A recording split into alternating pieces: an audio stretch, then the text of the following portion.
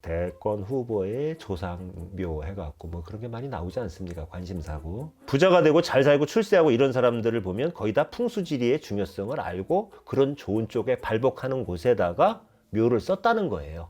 그냥 자재만 이태리째 대리석의 디자인만 보기 좋게 해갖고 최상으로 생각하고 집을 짓는 사람들이 의외로 너무 많아요.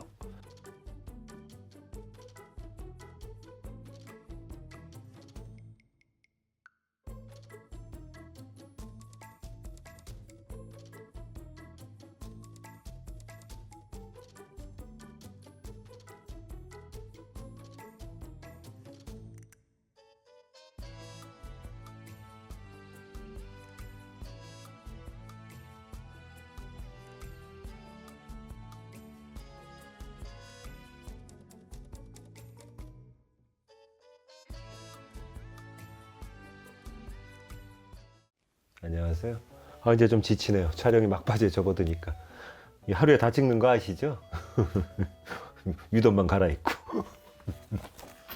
예, 손님들은 매일 찍는 줄 알아요. 전 보고 굿하고 그래야지 제가 매일 어떻게 촬영만 합니까? 연예인도 아니고. 그래서 원고를 외울 수 있는 시간이 없어 이렇게 읽어요. 욕하세요. 부자가 되고 출세를 하는 동기 가문의 터가 명당이다. 그리고 큰 부자들의 생가터에 서린 풍수 비밀. 풍수적 관점으로 부자가 되는 산 5가지. 우린 모두가 부자가 되길 원하잖아요. 귀하게 되길 원하고 출세하기 원하고.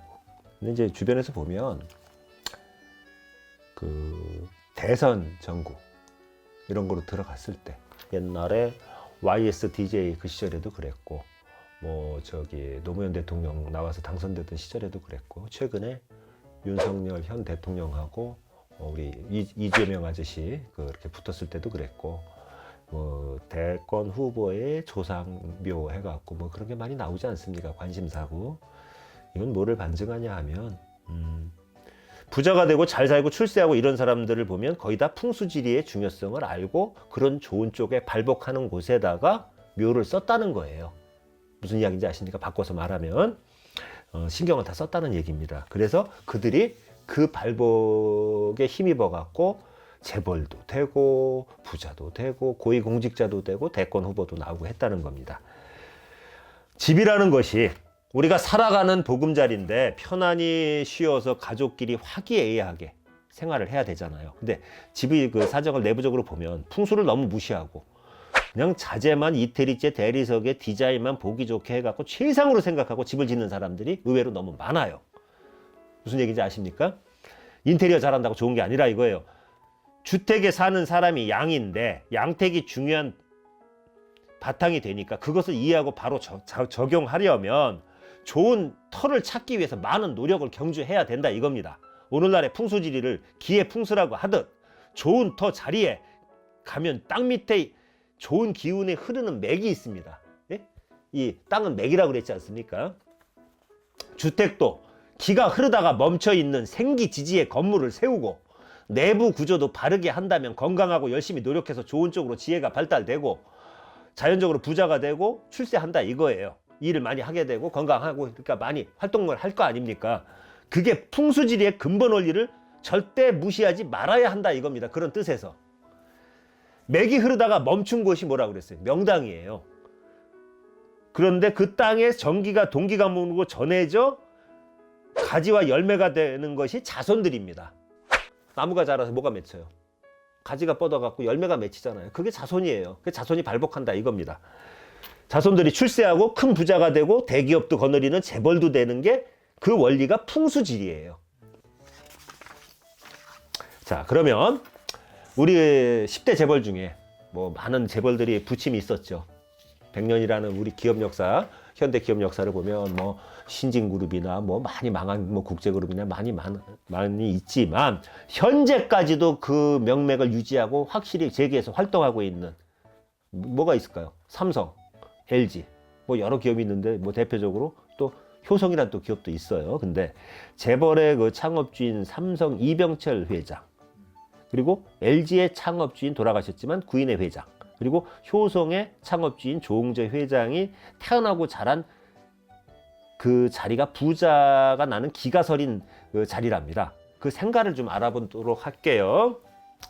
다 경상도 땅인데 택리지라고 아세요? 옛날 조선시대 말기에 써진 택리지에서도 이분들의 고향인 의령, 진주, 함안이 속해 있는 경상도를 우도라고 했답니다. 경상우도를 가리켜서 부자가 많고 만석군, 천석군이 나온다 이거예요. 그리고 간혹 천년 뒤 유명한 마을이 있다. 뭐 이렇게 얘기를 했대요. 이게 참 제대로 본 거죠. 의령의 중교리에 위치한 삼성 이병철 회장의 생가는 사랑채와 안채가 아담한 포담에 둘러싸인 기와집이래요. 근데 요거는 약간 간략하게 말씀드리면 핵심만 짚자면 곳간의 재물이 차곡차곡 쌓이는 역수의 명당이랍니다. 삼성이 참 오랜 세월 버티고 이렇게 이어져 왔지 않습니까? 그렇죠? 이병철 회장, 이건희 회장, 이재용 회장. 그렇죠? 그리고 두 번째. 진주시 지수면 승산리에 위치한 LG 구인회 회장의 생가는 공개되지 않아 갖고 담장 너머로 집안을 슬쩍 들여다볼 수밖에 없대요. 그게 전부랍니다. 막아놨다 이거예요. 못 보게. 근데 이 마을은 방어산에서 뻗어내린 지메기, 학이 둥지를 튼 듯 마을을 한 바퀴 휙 감고 돌아서 감싸고 재물인 물, 즉 염창강과 지수천 두 물줄기가 멀리서부터 끊임없이 흘러오는 반면 수부에는 떡바위라고 부르는 바위가 있어 물의 직류를 막으니까 돈과 재물이 마르지 않는답니다. 그런 이치랍니다. 풍수지리에서 물이 뭐예요? 돈이에요. 그래서 아까 경사지 얘기할 때 비가 오면 샥 쓸어 내려가니까 경사지에다가 가게를 넣거나 집을 지면 쫄딱 망한다는 겁니다. 그 반대로 생각하면 명당은 이런 데예요. 그렇죠? 자, 그리고 세 번째.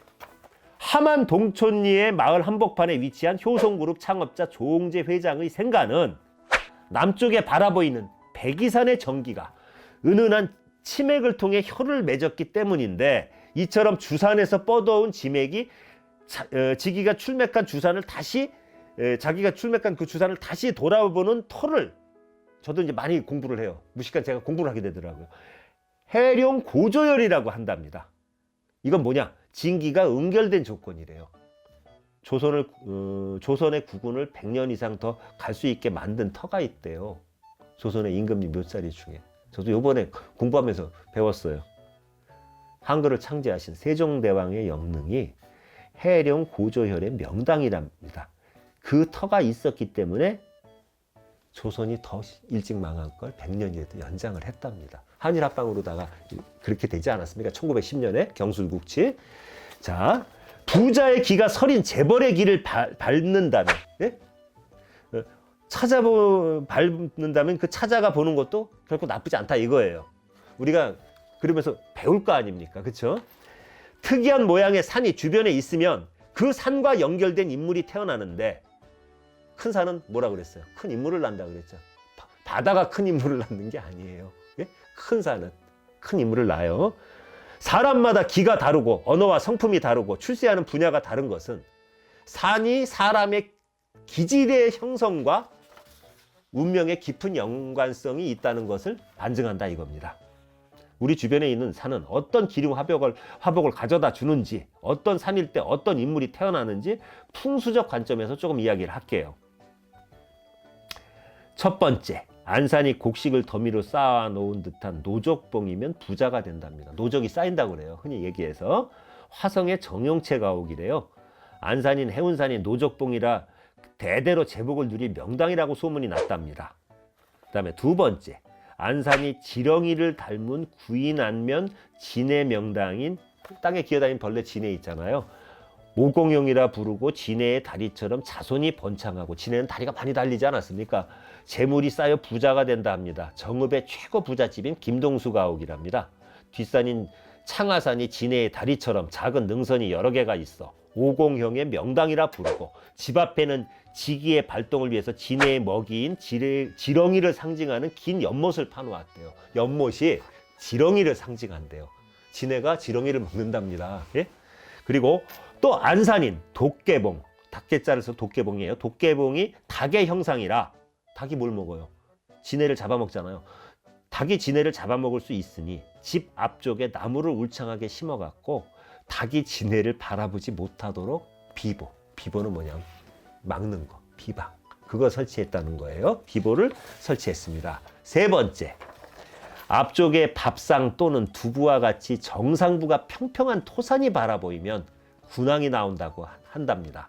이게 어디냐면 대한민국 경제 발전의 초석을 이룩한 박정희 대통령, 구미에 있는 박정희 전 대통령의 할머니 묘에서 바라보면 낙동강 너머로 산마루가 밥상처럼 생긴 천생산이 있는데 산의 전기를 받아 대통령이 됐다, 이렇게 평한답니다. 산 정상이 일자형으로 평평한 산이 바라보이면 옛부터 군왕의 자리라고 했답니다. 금오산의 전기를 받았죠. 네 번째, 안산의 모양이 초승달이나 반달 같은 아미상이면 왕비나 미인이 태어나고 안산 앞으로 맑은 물이 흘러가면 재색을 겸비한 딸이나 며느리가 나온답니다. 여주에 위치한 명성황후의 생가를 가보면 대문 밖에 보이는 안산이 야트막한 구릉으로 마치 초승달을 닮아 있고 그 산의 기운을 받아 명성황후가 태어났다는 거죠. 그리고 이제 마지막 다섯 번째, 안산이 누에 잠자 누의 모양을 닮아 있으면 옥녀 직금형이라고 해 귀한 자손이 끊임없이 배출된답니다. 직금이 뭐예요? 누에 이거 명주 짜는 거. 예? 경복궁에서 바라보면 남산은 누의 머리를 닮은 잠두형, 누에 잠자 누의 머리다 이거예요. 잠두형이라 누에가 고치를 만들면 옥녀는 고치에서 씨를 뽑은 뒤 비단을 짤 것입니다. 그런데 비단은 누가 입어요? 왕족하고 고관 대작이 입잖아요. 귀한 옷감이니 대궐이 지어질 땅으로 선택된 것입니다. 참 이거 공부하다 보니까 내가 모르고 지냈던 거, 그래서 저도 지금은 그렇습니다만은 돈 좀 벌면 명당 저기 좋은 터 알아봐 갖고요. 그런 데다가 좀 발복 좀 받게 집 좀 지어 보려고요.